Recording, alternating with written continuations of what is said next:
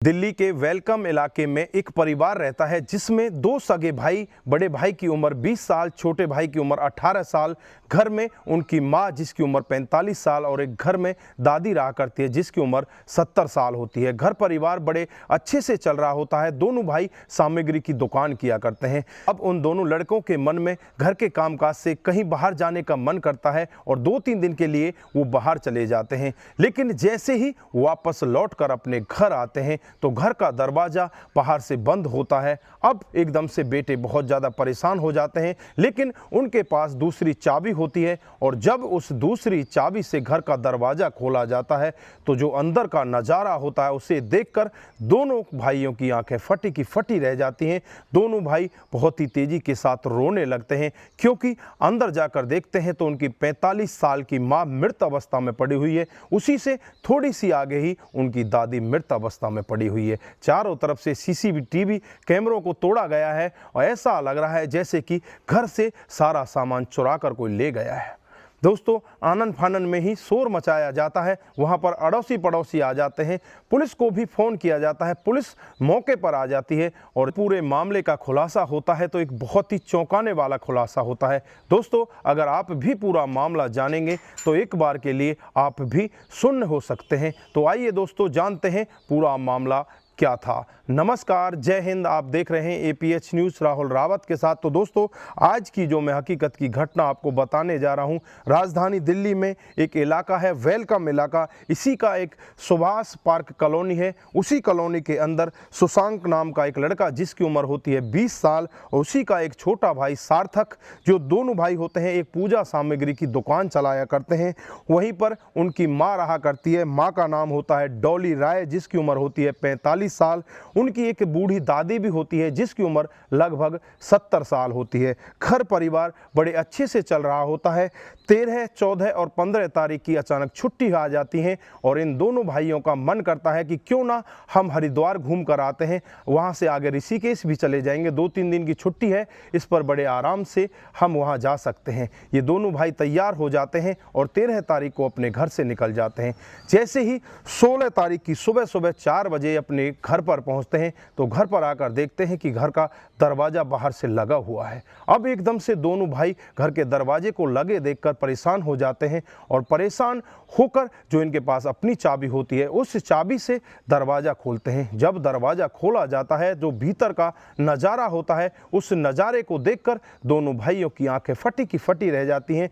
भीतर इनकी माँ मृत अवस्था में पड़ी होती है। इनकी जो दादी होती है वो भी मृत अवस्था में पड़ी होती है। इनका जो डॉगी होता है वो भी वहाँ पर दिखाई नहीं देता। चारों तरफ देखते हैं तो सीसीटीवी कैमरों को तोड़ा गया है। चारों तरफ ऐसी हालत लग रही थी कि जैसे घर से सारा सामान कोई चुरा कर यहाँ से भाग गया है। एकदम से दोनों भाइयों की चीख निकलती है। चीख को सुनकर अड़ोसी पड़ोसी वहाँ पर इकट्ठा हो जाते हैं और अड़ोसी पड़ोसी भी यही कहने लगते हैं, यहाँ तो कुछ शोर शराबा ही नहीं हुआ, यहाँ पर इतना बड़ा कांड हो गया। फिर वहाँ पर तुरंत ही मौके पर पुलिस पहुंच जाती है। पुलिस मौके पर पहुंचकर जब अपनी छानबीन में लगती है तो पुलिस देखती है कि घर के सीसीटीवी भी टूटे हुए हैं। घर के अंदर कोई व्यक्ति चोरी के उद्देश्य से आया है और उसके बीच में शायद ये दोनों औरतें आई होंगी। इस वजह से इन दोनों औरतों को मौत के घाट उतार दिया है। लिफ्ट से पहले वो दोनों बेटों से बातचीत करते हैं और दोनों बेटों से कहते हैं कि तुम 13 तारीख को अपने घर से गए थे और 16 तारीख को अपने घर पर आए हो।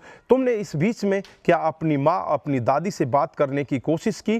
तो वो दोनों भाई बताते हैं कि हमने कभी भी इनके बीच में अपनी दादी और अपनी माँ से बात करने की कोशिश नहीं की, क्योंकि हमारे पड़ोस में ही रहने वाला एक लड़का जिसका नाम हर्षित होता है, जिसकी उम्र 21 साल है, वो हमारा काफ़ी दिन पुराने से दोस्त है। उसी को हम कहकर गए थे कि हमारी माँ और दादी का ख्याल रखना। 13 तारीख को जब हमने बात की थी तो वो मंदिर भी हमारी माँ और दादी को घुमा कर लाया था। उसके बाद 14 तारीख को भी जब हमने बात की तो वो यही कहता है कि हम अच्छे से हैं, तेरी माँ दादी बहुत अच्छे से हैं, उनकी टेंशन लेने की तुझे ज़रूरत नहीं है, तुम आराम से यहाँ पर रहो। एकदम से हरकत में आती है और हर्षित को अपने कब्जे में लेती है। हर्षित से जब पूछताछ करती है तो हर्षित यही बताता है कि साहब, मैं 13 तारीख को तो इनके घर गया था, सुबह इनकी माँ और दादी को मंदिर भी लेकर गया था, लेकिन उसके बाद मैं इनके घर गया ही नहीं। मुझे कोई अपना काम लग गया था, उस वजह से मैं इनके घर नहीं पहुँच पाया। अब पुलिस के लिए बड़ा सवाल कि ये इतना बड़ा कांड हो गया, इसको करने वाला कौन है। पुलिस का शक कई बार तो बेटों के ऊपर भी जाता, कई बार इस लड़के के ऊपर जाता, लेकिन पुलिस के हाथ कोई सबूत नहीं था, पुलिस के हाथ बिल्कुल खाली थे। फिर पुलिस थोड़ी ही दूर जो हर्षित का घर होता है, उस घर के आसपास के सीसीटीवी कैमरों को खंगालने की कोशिश करती है। तो जो हर्षित के घर के पास सीसीटीवी कैमरा होता है, उस कैमरे में करीब शाम को 7 बजे हर्षित अपने दोस्त शशांक के घर की तरफ जाता हुआ दिखाई देता है। अब पुलिस को शक हो जाता है। ये तो कह रहा था कि मैं दिन में ही यहाँ से वापस चला गया था, लेकिन अब ये कैमरे में उनके घर की तरफ जाता हुआ दिखाई देता है। फिर पुलिस उसे अपनी गिरफ्त में लेती है और गिरफ्त में लेने के बाद हर्षित से जब अपनी सख्ती से, अपने रवैये से पूछताछ करती है, तो हर्षित थोड़ी देर में ही टूट जाता है और सब कुछ सच सच बताने लगता है।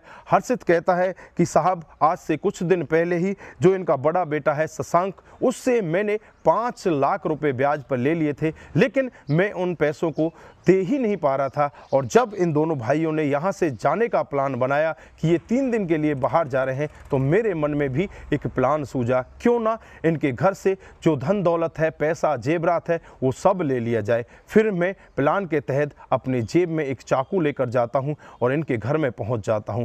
इसकी मां मुझे सबसे पहले दिखाई देती है। मां का गला दबाता हूं और गला दबाकर मां की हत्या कर देता हूं। उसके बाद जो दादी होती है, दादी का भी गला दबा देता हूं, उसको भी गला दबाकर मार देता हूं। फिर चाकू से इनके ऊपर हमला करता हूं और घर के अंदर जो भी जेवरात, जो भी नकदी पैसा रखा होता है, उस सबको मैं अपने साथ ले आता हूं। वहां पर जो सीसीटीवी कैमरे लगे होते हैं, उनको भी तोड़ देता हूं। शायद किसी को पता ना चले, शायद सभी लोग ये समझे कि यहाँ पर कोई चोरी करने आया है। उस उद्देश्य से यहाँ से चोरी करके वो फरार हो चुका है। और फिर मैं अपने प्लान में कामयाब हो जाता हूँ और इनका धन दौलत लूटकर अपने घर चुपचाप चला जाता हूँ। पुलिस भी और वो दोनों भाई और आसपास के लोग ये पूरा मामला सुनते हैं, तो सभी यह मामला सुनकर दंग रह जाते हैं कि एक लड़का जो काफ़ी दिन से उनके साथ रहता है और में मदद करते हैं, उसे 5 लाख रुपए ब्याज पर भी देते हैं, लेकिन वो उन पैसों को लौटाना ही नहीं चाहता था। उन पैसों के अवज में ही उन दोनों की माँ और दादी को मौत के घाट उतार देता है और उनके घर में जो भी जेवरात, जो भी नकदी रखे होते हैं, उन सब को चुराकर वहां से फरार हो जाता है। पुलिस एकदम से एक्शन मोड में आती है और उसके खिलाफ तमाम धाराएं लगाकर उसे जेल के अंदर ठूस देती है।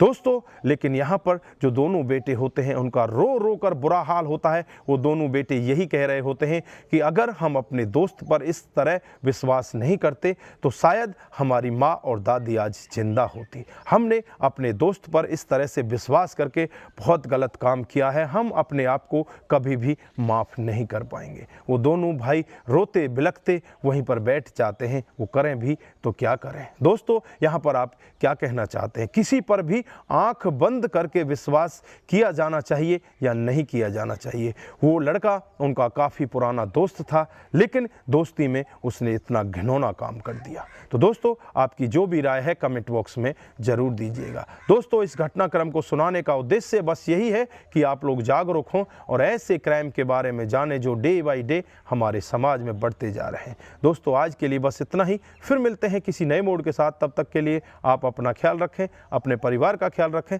सतर्क रहें, सावधान रहें और ऐसे क्राइम को अपने आसपास ना होने दें। नमस्कार, जय हिंद।